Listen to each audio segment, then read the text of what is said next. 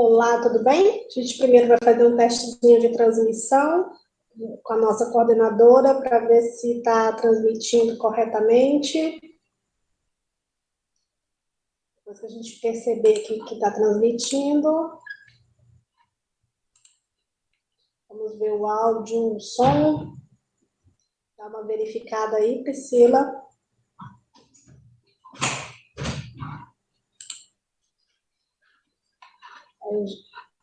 Por aqui eu vi que está transmitindo, né? Mas eu não quero ligar o áudio, porque se eu ligar o áudio fica um eco. Aí eu vou pedir, tem várias pessoas perguntando aqui na plataforma, eles estão dentro da plataforma e diz que não conseguem acessar, estão dentro da plataforma.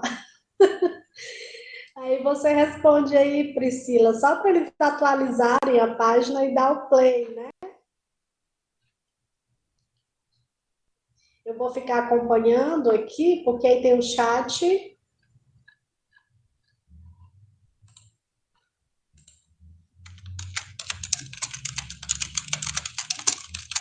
Vamos lá começar, tá, gente? Olá a todos, boa noite. Você que estiver assistindo a gravação, né? Pode ser que esteja assistindo de dia ou de tarde, né? Seja bem-vindo à jornada de autismo do Sinapses. Anualmente a gente faz essa atividade para trazer discussões sobre o autismo, trazer reflexões, estudos de caso, apresentações de trabalho. Então, é um enorme prazer, também é uma oportunidade, né, que o Sinapse tem de estar mostrando o seu trabalho. Então, hoje a gente vai estar conversando um pouco, né, só 1 hora de palestra. Então, é só para a gente trazer aqui essa abordagem, espero contribuir, você que é professora, professor, você que é terapeuta, que é familiar, né, de uma pessoa com autismo, como psicopedagoga e neuropsicopedagoga e professora, a gente traz aqui algumas contribuições, né, para como você pode estar estimulando o seu filho, o seu aluno, né, o seu aprendente, né, o cliente, esse processo de leitura. Tá? Sejam bem-vindos. Algumas pessoas estão assistindo, né, pela sala de chat no Google Meet para facilitar o acesso no dia do evento. Outros estão assistindo pela plataforma. Quem está assistindo pela plataforma, aqui embaixo tem um chat, tá? Às vezes ele fica um pouco oculto, mas ele está aí, tem uma palavra dúvida, está acima dessa palavra dúvida do seu lado direito, tá? Tem aí, você bota abrir chat. Você pode participar do chat sem nenhum problema. E a parte de baixo também tem um outro chat, né, que a gente chama de suporte. Você também pode participar, fazendo perguntas, comentários, tá? Mesmo que já esteja gravado, né, a gente consegue ver aí a participação de todos. Gente, toda esta maratona, ela fica gravada, fica disponível para vocês durante 6 meses, tá? Sejam aí bem-vindos à nossa plataforma de educação à distância. Sabemos que neste evento, todo ano, a gente recebe muitos profissionais de muitas áreas, da área da saúde, da área da educação, né? São os profissionais que a gente mais encontra nesses eventos. Entretanto, né, a gente tem aí um grande número de pais, de profissionais também de outras áreas que buscam esse trabalho. Tá? Deixa eu só ver aqui, a gente está aqui ajustando ainda não comecei, estou só ajustando para ver aí, tentando aqui acompanhar para ver se aparece na plataforma normal. Deixa eu atualizar aqui a página. Atualizem e cliquem no play.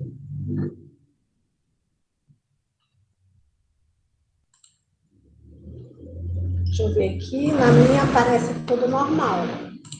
Quando o de vocês pausar, né, é uma transmissão ao vivo. A minha internet, a sua, influencia, né, a velocidade. Então, quando ele parar um pouquinho, ele está ficando preto porque eu estou saindo da tela. Então, eu vou sair dessa tela aqui, eu estou tentando acompanhar vocês aqui. e vou para a tela que eu preciso ficar. Tá? Então, vamos lá. Trouxe aqui para vocês um slide, para vocês irem acompanhando. Vamos aí começar a nossa conversa de hoje. Gente, aqui é um pequeno resumo do nosso currículo. Eu sou a professora Jossandra Barbosa, eu sou psicopedagoga, né? Sou formada em História pela Universidade Federal do Piauí, sou do Piauí. Sou uma das cofundadoras desta instituição, do Sinapse Cursos, e a gente tem aí uma formação nessas áreas, tanto psicoterapêuticas, como a psico e a neuropsico, como também na área da educação especial, né, da docência. A gente também é palestrante e autora nas áreas da psicopedagogia, da área da neurociência também, e a gente contribui, né, também dentro da área do empreendedorismo, como empresária do ramo da educação, né? A gente tem duas empresas, que é o Sinapse e a Educativa. Então, hoje a gente vem aqui contribuir com vocês, né? Trazer um processo de discussão sobre o processo de leitura. Aí a gente se pergunta, né? Como aprendemos a ler? Então, antes de falar sobre o autismo, e a gente não vai aqui fazer um processo de teorização, né, sobre o autismo, porque não é a proposta, a gente vai discutir só sobre o processo de leitura. Tá? Deixa eu só ver aqui a parte. Então, a gente vai fazer uma reflexão sobre o que é, né, como acontece o processo de leitura, né, o processo geral de leitura, como é que ele normalmente acontece. Deixa eu ver se eu... E fazer um link, né, para trazer para a realidade do autismo, tá? Então, a gente não pode esquecer que a pessoa com autismo, né, o comentário não pode esquecer até do nexo aqui, né? Porque às vezes quando a gente fala sobre autismo, a gente fala sobre a educação da pessoa com autismo, da saúde da pessoa com autismo, muitas vezes, pela bem assim que eu sinto, né, como se a gente não estivesse falando de um ser humano. Tanta coisa diferenciada, as pessoas procuram, né, fazer um tratamento diferenciado. Sim, é importante o processo de adaptação curricular, é importante entender o processo do autismo e saber que sim, algumas atividades são diferentes, alguns aspectos da linguagem, alguns aspectos da socialização, alguns aspectos da convivência, né, familiar, mas é um ser humano. E como ser humano, alguns processos biológicos e neurológicos, eles são similares. Claro que cada pessoa tem a sua individualidade. Por mais que todos nós sejamos da mesma raça, todos nós temos o nosso processo individual. Mas alguns fatores, através de pesquisa, se mostra, e é o que eu vou conversar aqui sobre o processo de leitura, não vou me adentrar dentro do processo de escrita, né? Eu vou falar só sobre essa condição da leitura. O que a gente compreende, o que se pesquisa, e o que eu vou mostrar para vocês é que o processo como nós aprendemos a ler, é um processo generalizado. Como isso acontece, né? Através de quê? O que é necessário? Como isso se realiza? Então, as teorias mostram que o processo, sim, é generalizado. Todos os seres humanos aprendem a ler da mesma forma. Agora, tem as especificidades, né? Quando a gente vai já discutir isso. Agora, quando a gente fala de metodologia, de material, aí nós estamos falando de individualidade e de especificidade. Então, quando a gente chega lá e falar sobre materiais, aí eu tenho diferenças. A pessoa que é surda, a pessoa que tem deficiência visual, a pessoa que tem autismo, aí tem as individualidades. Mas quando a gente está falando de todo o processo de leitura, então, este processo de leitura, ele é sim, todos nós nascemos com capacidade de aprender, ninguém nasce sabendo ler, né? O ser humano, ele nasce com algumas características, ele nasce com predisposições genéticas e neurológicas para desenvolver potenciais de habilidade, mas ele precisa de estímulo durante toda a sua vida. Desde o momento que ele é gerado, né, até o momento da sua morte, o nosso cérebro precisa de estimulação. E é essa estimulação que diferencia um ser humano do outro. Você pode ter dois irmãos gêmeos univitalinos, né, morando na mesma casa, né, com os mesmos cuidados, os mesmos pais, mães, né, ambiente familiar, ambiente social, ambiente religioso, tudo igual. Mas eles serão duas pessoas diferentes. Porque tem a parte do estímulo, mas tem também a individualidade de cada pessoa. Então, a gente tem o processo de estimulação, a gente tem como é que esse organismo vivo, ele recebe essa estimulação, e ainda temos como é que essa estimulação vai se desencadear nesse processo cerebral dessa pessoa, emocional, cerebral, psíquico, né? Todo esse conjunto de fatores. E esse indivíduo, ele mesmo sendo ali gêmeo de outro, cada um vai desenvolver habilidades, potencialidades diferentes. Então, nós temos toda uma raça. Toda essa raça humana, ela nasce com essas potencialidades, ela nasce com as estruturas, mas iremos desenvolver isso de formas muito diferenciadas, tá? Então, para isso eu trouxe aqui, né, nesses slides, algumas dessas reflexões. Não tá, né, o nosso tempo aqui não vai nos permitir a gente fazer aqui um longo processo de explicação, né, como a gente faz nas aulas. Então, aqui é para a gente fazer um processo resumido, vou tentar, né?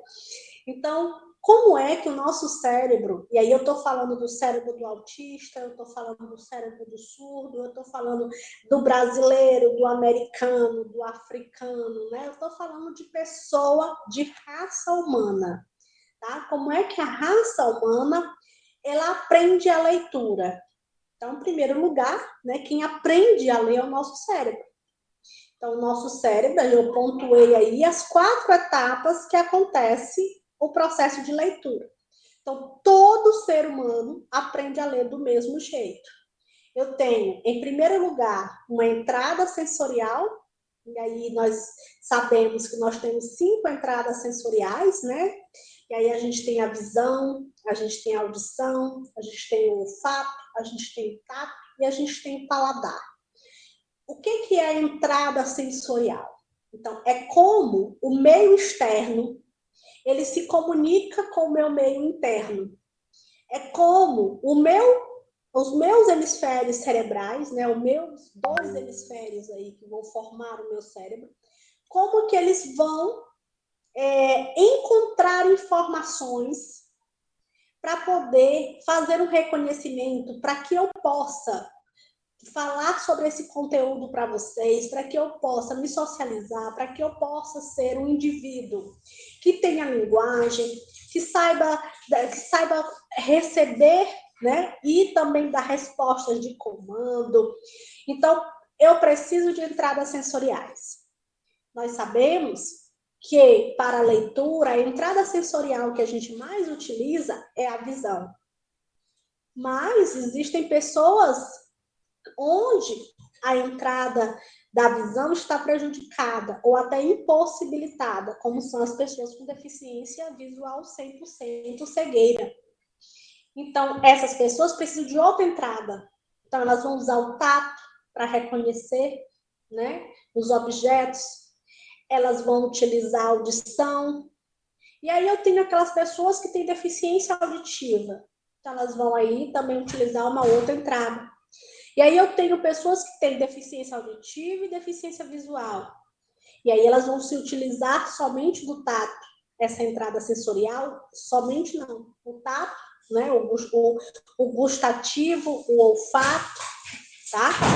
Então, todas essas entradas sensoriais, elas vão trazer do meio externo. Elas vão trazer o cheiro, o gosto, as imagens, né? Os sons. Né? Então, todas essas interferências externas, elas vão chegar ao cérebro. E quando elas chegam ao cérebro, então elas serão interpretadas, né?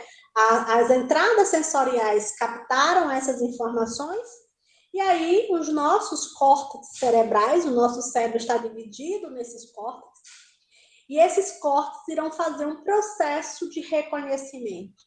Então, eles vão reconhecer o que o sensor captou de visão, o que são as cores, o que são as formas, o que é o animal, o que é o objeto.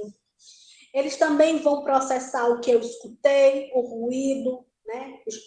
O estrondo, o ruído baixinho, né? Ou o que é cada um desses ruídos?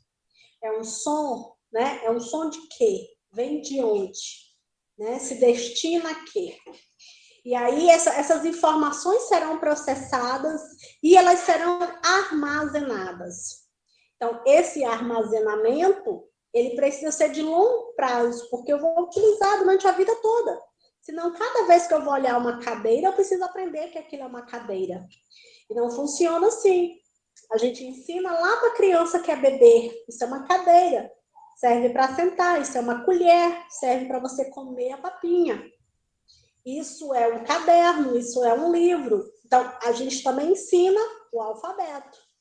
A gente ensina as vogais. A gente ensina se é o A, se é o E, se é o I, se é o O, se é o U.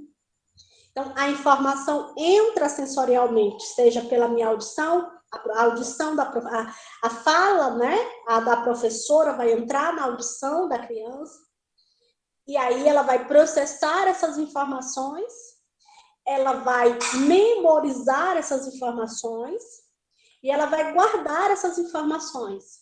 Para lá no maternal, ela aprendeu as vogais. Depois, lá na educação infantil 1 e 2, ela vai juntar essas vogais com as letras consoantes do alfabeto. Depois, ela vai pegar essas consoantes, né, e vai juntar com essas vogais e vai formar as famílias. Depois, essas famílias formarão palavras. E assim, essas palavras formarão frases. E aí, esse processamento, essa compreensão do que é esses símbolos gráficos, que as letras nada mais são do que símbolos gráficos, e aí eu vou armazenar essa informação, eu vou guardar essa informação por um tempo. E essa informação guardada, eu vou utilizá-la, então eu vou trazer um resultado. Então, é acumulativo essas informações. Por isso que a gente começa com uma criança ainda bebê, a ensinar ela o que tem ao seu redor. Tudo que tem ao redor do bebê, ele vai explorando, e a mãe e as pessoas que estão ao redor desse bebê, a gente vai o quê? Explicando para ela o que é aquele universo de cores, de forma, de seres, de sons, e ele vai crescendo, tentando compreender, né? Tentando processar essas informações. E aí, quando chega lá na educação infantil, ele vai para a escola, todas aquelas informações passadas lá na casa do bebê, ele vai utilizar essas informações e vai usar ali na educação infantil. Quando a professora mostra que o A é de avião, então papai, mamãe ou outra pessoa já me explicou o que é um avião. Né? Então, o avião que faz aquele barulho, que faz isso, que faz aquilo, é o gato. Então quando a professora explicar para ele o que é um G lá do alfabeto, ele vai lembrar que o G, né, a professora vai falar de um gato. Então ele vai lembrar daquele gato que ele tem em casa, daquele gato que ele viu no desenho, daquele gato que a mãe ensinou, que fazia miau. Então, todo esse processo é acumulativo. Então, para que a criança leia lá aos 5 anos ou 6 anos, que é a idade padrão para essa leitura, e se espera que ela chegue aos 9 para 11 anos com essa leitura fechada, lendo frases, texto, pontuação, tendo um vocabulário amplo, né? Então, se espera que ela chegue nessa fase e que ela esteja correspondendo ao processo de leitura. Então, a gente diz aí que aos 11 anos, que é quando termina o ensino fundamental, né, o primeiro ciclo, e a criança já está pré-adolescente, e ela vai entrar aí no 5º ano, então ela precisa ir para o 6º ano, com 11, 12 anos, ela precisa fechar esse ciclo, ela precisa chegar lá preparada. E preparada não só para ler, não só para reconhecer o alfabeto, sílabas, frases, texto, não. Ela precisa também ter um conhecimento diversificado de mundo. Ela também precisa raciocinar o que acontece sobre a sociedade. Ela precisa conhecer a história, a geografia, a matemática. Então, o processo de leitura, ele vai muito além da construção das palavras, né? Vai no significado das palavras. Então, não adianta, né? A gente chama de analfabeto funcional, aquela pessoa que não consegue interpretar, aquela pessoa que não consegue botar um nome só dela ali, ou reproduzir nomes que não tem significado para elas. Então, a gente diz que uma pessoa lê quando ela compreende o que está lendo, quando ela entende que esse processo, né, é uma construção simbólica. E ela entende que a leitura também é uma comunicação, ela utiliza essa comunicação. E a gente não pode esquecer de falar que leitura não é só letras. Os números também são leitura. Quando a gente lê os números, a gente também está fazendo uma leitura. Mas não é só letras e números. A gente tem símbolos ao nosso redor. A gente tem inúmeras imagens, que também é um processo de leitura. Ainda mais hoje, no mundo que a gente está, quantos emojis a gente utiliza para expressar algum sentimento, alguma emoção momentânea? A gente utiliza diversos. Aquilo é um símbolo, né? Quantos ali hoje símbolos estão dentro de um chat de conversa, dentro do WhatsApp ou de outro chat? Vários símbolos. E esses símbolos, eles transmitem uma mensagem. Então, quando a gente fala de estímulo à leitura, de ensinar a ler, a gente não está falando somente pelo processo do alfabeto, famílias, frases, nada disso. Então, estimular a leitura é estimular o conhecimento de mundo, é estimular o conhecimento do raciocínio, tá? Porque sem esse processo de raciocínio não há processo de leitura. É o que acontece, por exemplo, com as pessoas com deficiência intelectual. Então, a pessoa com autismo, ela pode sim apresentar uma deficiência intelectual, e essa deficiência intelectual, ela vai comprometer a capacidade de interpretar, a capacidade de acumular essas informações de longo prazo. Então, você ensina essa pessoa várias vezes a mesma informação, e essa pessoa ou ela não entende na hora, ou ela entende na hora e depois ela não lembra mais. E aí você ensina tudo novamente. E aí o processo de aprendizagem dela acontece, mas é bem mais lento do que o processo natural.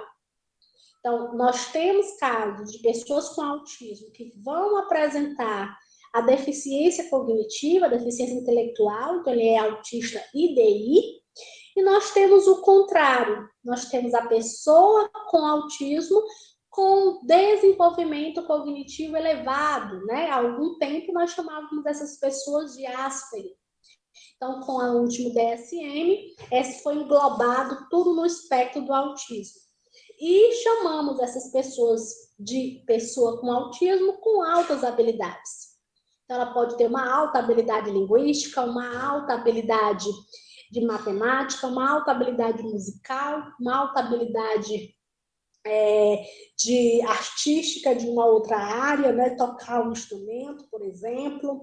Então, são habilidades que são um excelente desempenho cognitivo. é um excelente desempenho de raciocínio, de memória, de curto e de longo prazo. Então, todos esses fatores cerebrais, todos nós nascemos com o cérebro. Esse cérebro, ele está ali e ele vai ser estimulado a ser desenvolvido suas potencialidades. E aí, o decorrer da vida dessa pessoa é que vai demonstrar, né, se ela vai desenvolver suas habilidades ou não, tá? Então, passando aqui o nosso slide, depois eu volto aí, quem tiver perguntas pode deixar no chat, eu vou explanar todo o conteúdo, depois eu volto aqui e leio os comentários, as perguntas, quem quiser ir fazer uma participação. Gente, tá, eu já sei como é que esse processo de leitura se desenvolve. E que problemas, né, a gente pode encontrar, porque a gente tem pessoas que têm muita dificuldade de realizar leitura. E não estamos falando só de pessoas com autismo, né? Nós estamos falando de pessoas tipicamente consideradas normais, sem nenhuma síndrome ou deficiência. Bem, muitos são os problemas que podem acontecer e vamos chamar de atrapalhar, né? Que vão aí causar o que nós chamamos de bloqueios, algum tipo de bloqueio dentro desse processo da leitura.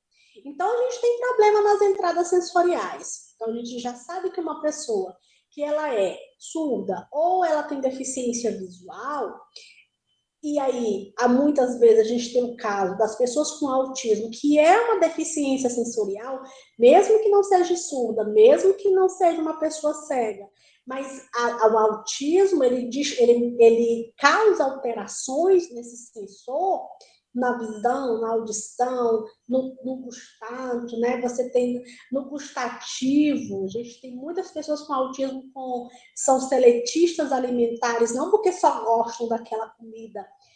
Às vezes a pessoa diz, ele só come isso. Não é porque ele gosta só daquilo. É por quê? Porque ele precisa processar a informação do gustato, né? Do gustativo. E aí, processar essa informação do amargo, do doce, do quente, do frio, do salgado, essas informações que parecem ser tão fáceis de ser processadas, numa pessoa com autismo, ela sente uma certa dificuldade de processar essas informações. Então, o que ele faz? Ele se habitua ao mesmo processamento de informação. Então, já estou habituado com aquele sabor. Então, eu não quero experimentar outro sabor. Por isso que o pai, mãe, pessoas que convivem com pessoas com autismo, precisam, né, diariamente estar ali, não reforçando somente aquela comida, aquela roupa, aquele lugar para sentar, aquele desenho, aquela música. Precisa fazer reforço, né, positivo para introduzir novos alimentos, nova rotina, novas atividades, novas roupas, novos lugares, novas pessoas, porque eles são resistentes a esse processo de mudança, porque é complexo para o organismo deles fazer todo esse processamento sensorial. Então, mudanças de ambientes, né? Uma pessoa normalmente consegue fazer esse processamento de informação. Mas veja que até por você que não tem deficiência sensorial nenhuma, se você estiver num lugar muito, muito barulhento, né? E vai para um lugar bem silencioso, seus ouvidos, eles sentem essa diferença. E se for o contrário, você está num lugar muito silencioso e você vai para um lugar muito barulhento, ou por exemplo, tá aqui, passa um avião, passa um ruído, um carro com a descarga ali do motor, então tudo aquilo que é muito estridente, né, o som é muito forte, é normal que essa entrada sensorial ela precisa ser processada e ela vai, né, danificar um pouco ali o nosso sistema de interpretação, mas eu vou conseguir controlar.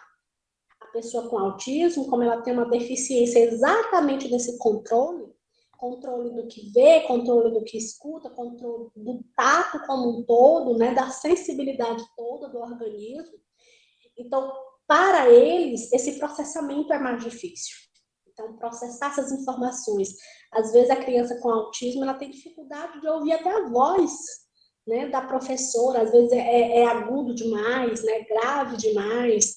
ou às vezes esse professor fala gritando demais, ou tem muito barulho, são cadeiras, são outras crianças falando, se mexendo, batendo em coisas. Então, todo aquele ambiente, né? Aí ele bota a mão nos ouvidos, aí ele grita, aí ele se balança, né? Tentando se reorganizar.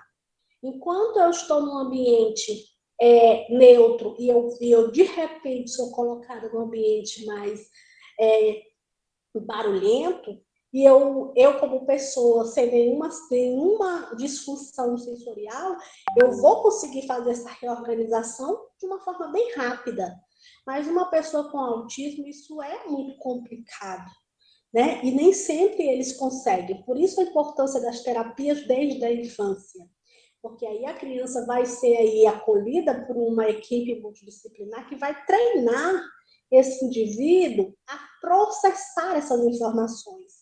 Na terapia, a criança vai ter contato com o áspero, contato com o grosso, com o fino, com o doce, com o amargo, né? com o grande, o pequeno, inúmeras sensações diferentes. E o terapeuta ocupacional vai fazer isso, né? O neuropsicopedagogo vai estimular essa criança a pensar, a raciocinar, a jogar jogos mais complexos, né? E assim por diante. Então, cada terapeuta vai ali estimular, assim como o professor de natação, professor de Kung Fu, né, de judô, vai estar estimulando atividades. E por mais que a criança seja resistente, você precisa estimular. Hoje ela não vai, amanhã ela não vai, depois ela começa a querer ir, e assim por diante. Você tem que estar sempre tentando, você não pode nunca perder a esperança, né, de que sim, aquele resultado,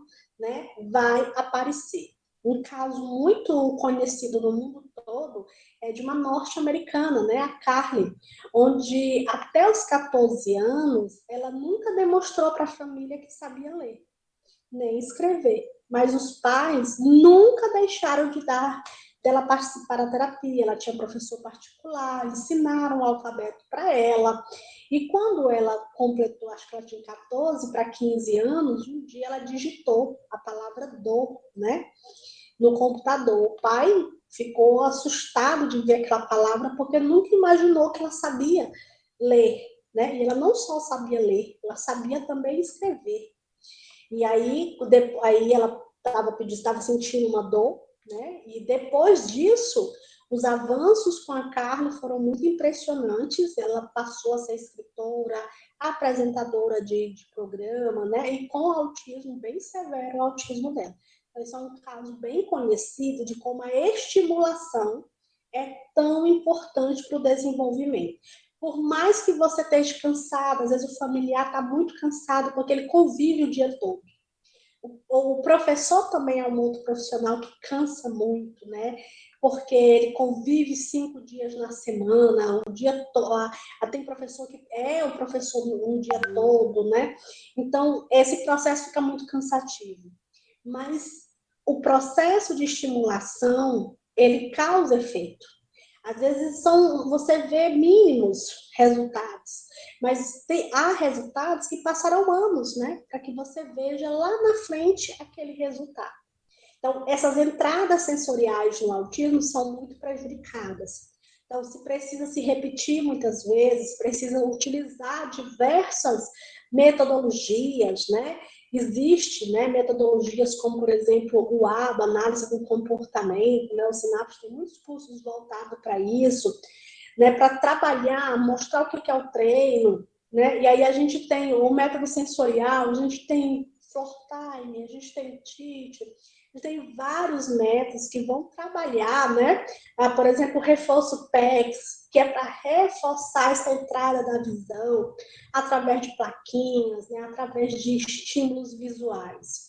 Então, esses estímulos são para quê? Se essas entradas estão com problemas, eu preciso fazer reforços positivos dessas entradas. E aí eu também posso ter um problema no processamento. Entra a informação, mas quando chega lá nas funções executivas superiores, então eu vou ter um erro de processamento.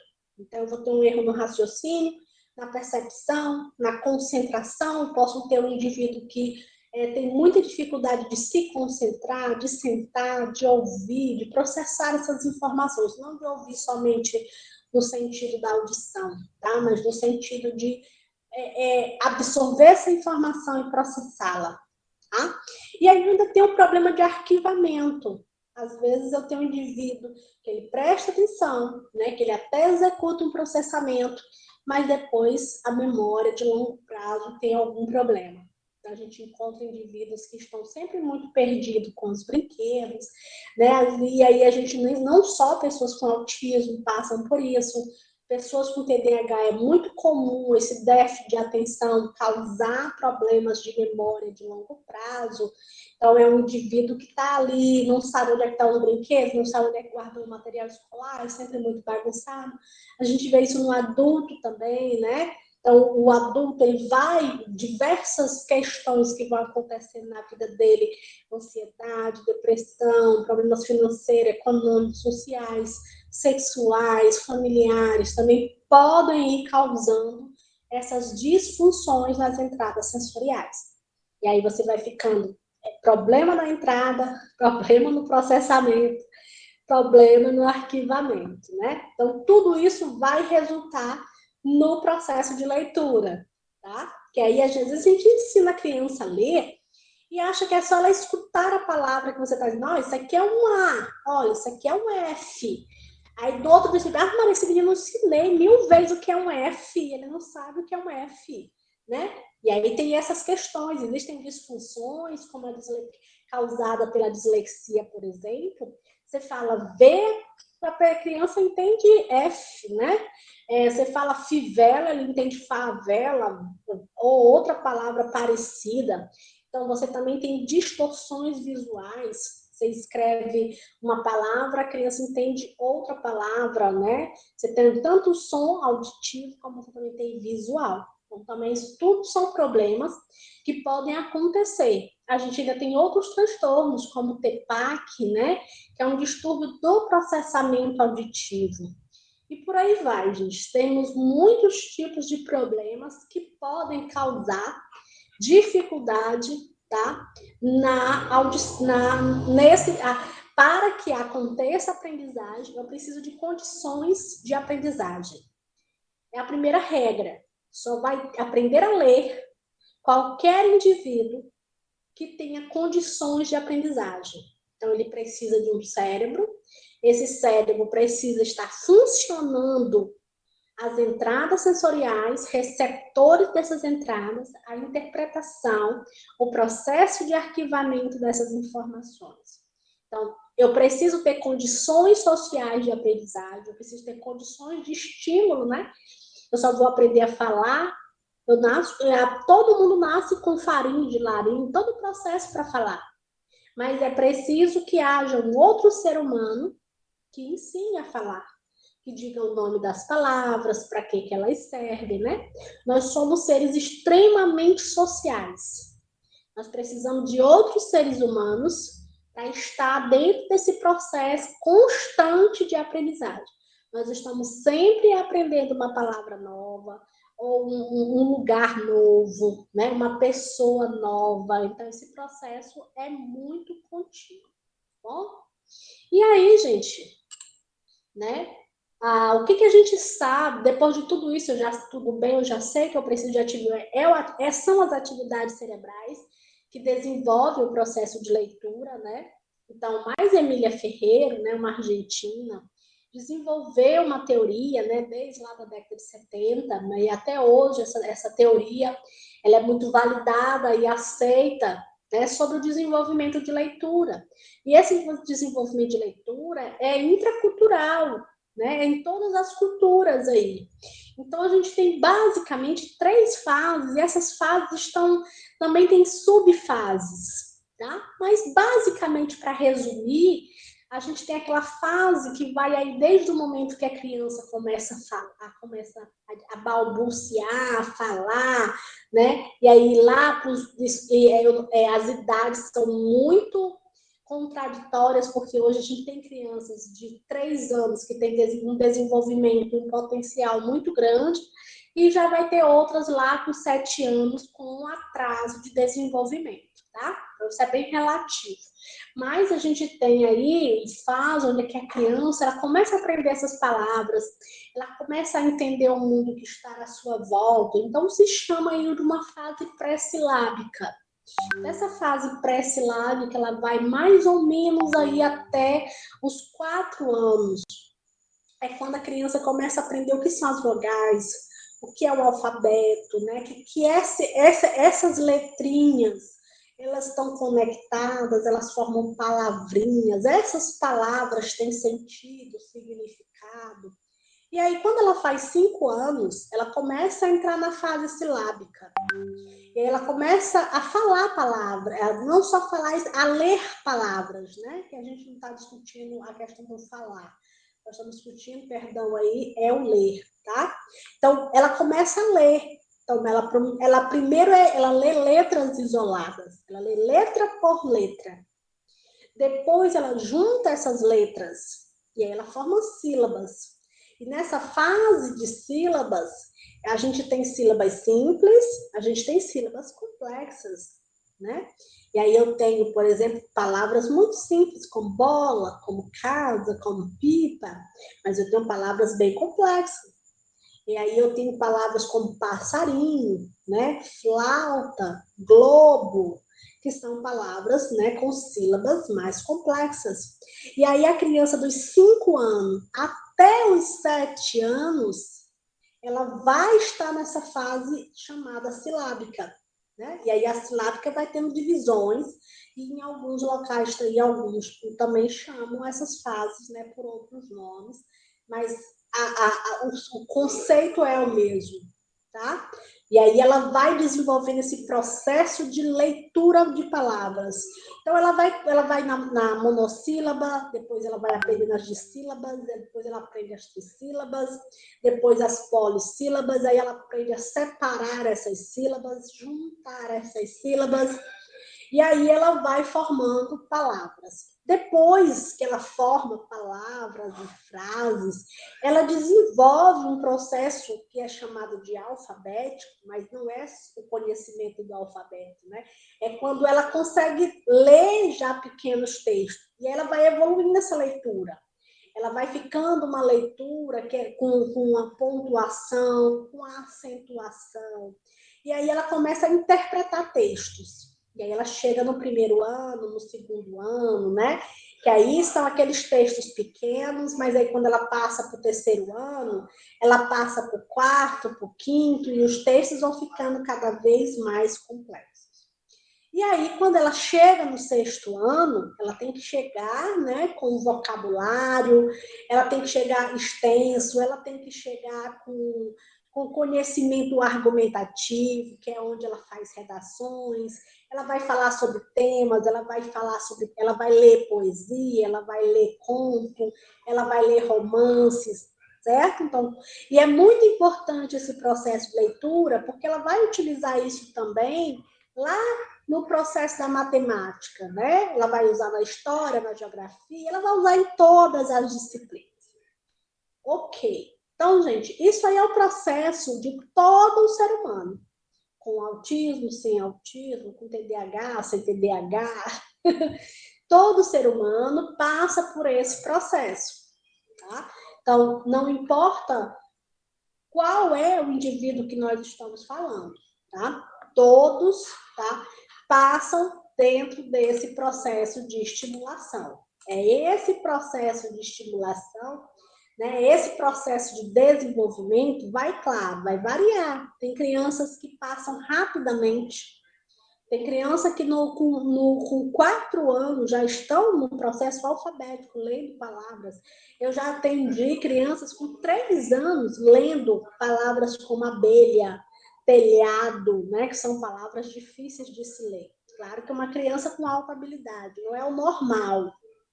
Mas a gente precisa entender que todas essas crianças precisam passar por essas fases, para que elas cheguem na pré-adolescência, né, com a proficiência na linguagem, e elas cheguem na adolescência, cheguem na fase adulta com o conhecimento necessário.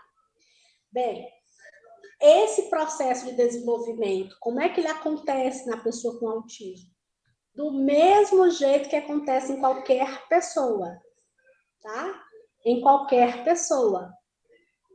Só um momentinho aqui, tá?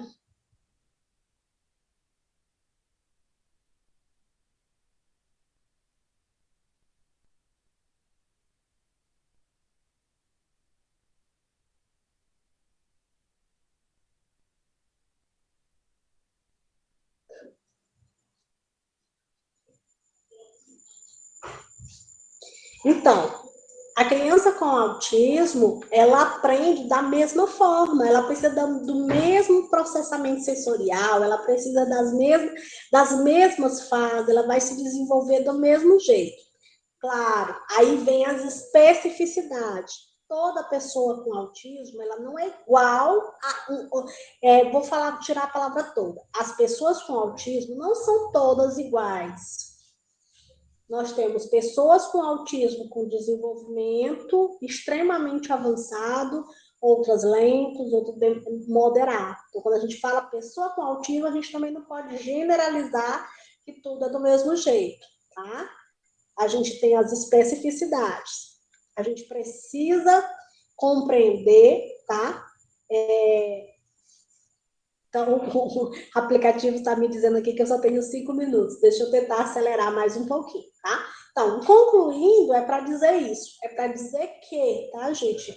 A gente precisa entender que a pessoa com autismo precisa ser estimulada para passar dessas fases, certo? Deixa eu passar aqui mais rapidinho. Deixa eu ir para outro slide. Então, aí vem os slides com 5 dicas simples de como estimular para que qualquer criança, mas também a criança com autismo, tá? Elas façam esse processo de desenvolvimento dessas fases.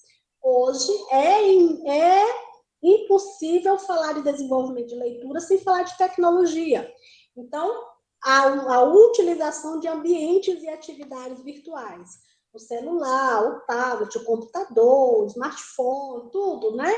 Tudo ali que é virtual pode ser utilizado. Claro que não em demasia, né? De forma demasiadamente ali sem controle.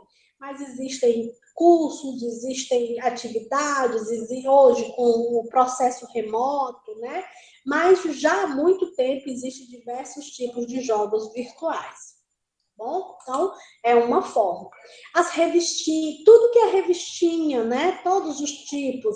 A gente tem livros, a gente tem os contos de fada, as fábulas.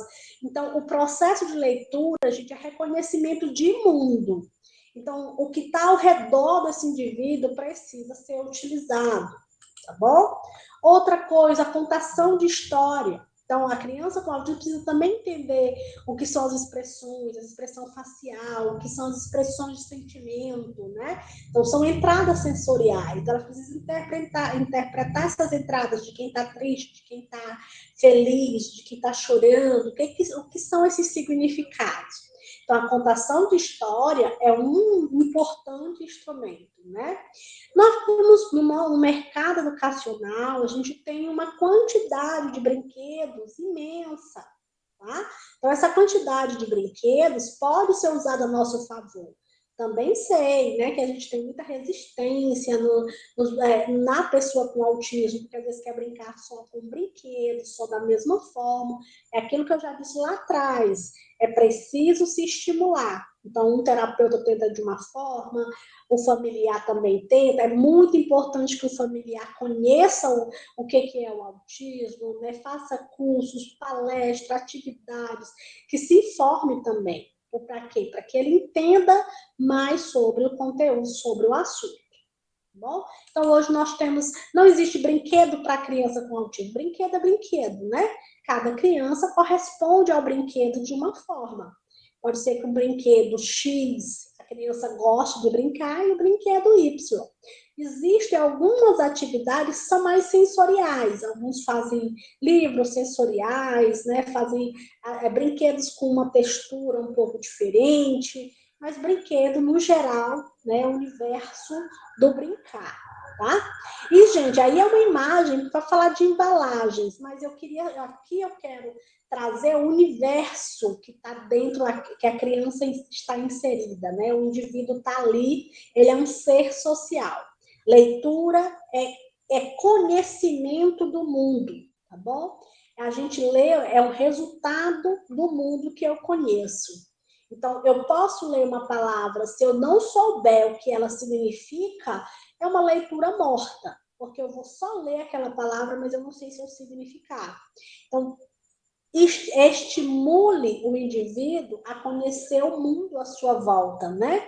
Você tem um pacote de macarrão, um pacote de biscoito, café, o açúcar, o leite.